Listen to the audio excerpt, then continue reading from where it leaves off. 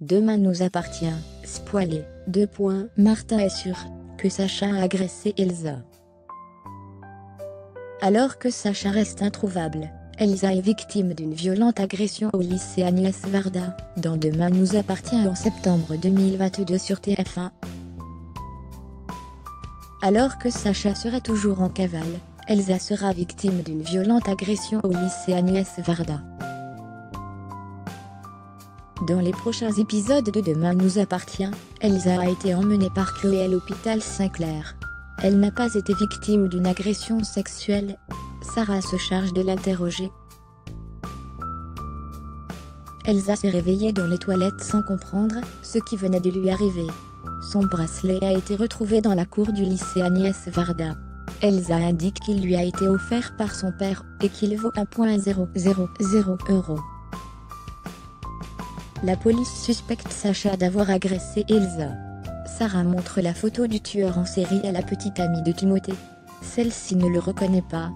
Elsa révèle à Sarah qu'elle a le sentiment d'avoir été suivie à plusieurs reprises dans les jours précédant son agression. La jeune femme ne croit pas à la version selon laquelle son agresseur ne lui a rien fait. Elle a été retrouvée par Chloé, avec les cheveux et les habits défaits. Pour Sarah, il ne fait aucun doute que Sacha a agressé Elsa. Martin écarte cette hypothèse. Depuis le début de sa cavale, le tueur en série s'attelle à voler des bijoux. Or, cela n'a pas été le cas pour Elsa. Le commandant Constant ne le voit pas s'en prendre à une gamine dans les toilettes d'un lycée.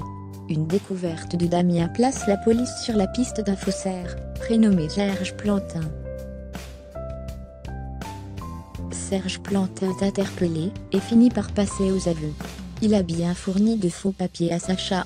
Celui-ci a une nouvelle identité, Grégory Lamiel. La femme de Serge Plantin est à son tour interrogée.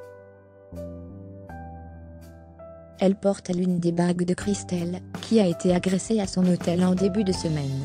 C'est alors que Martin apprend que Grégory Lamiel a embarqué sur un cargo la veille. Sacha a quitté la France pour Chypre. Demain nous appartient est à retrouver du lundi au vendredi à 19h15 sur TF1.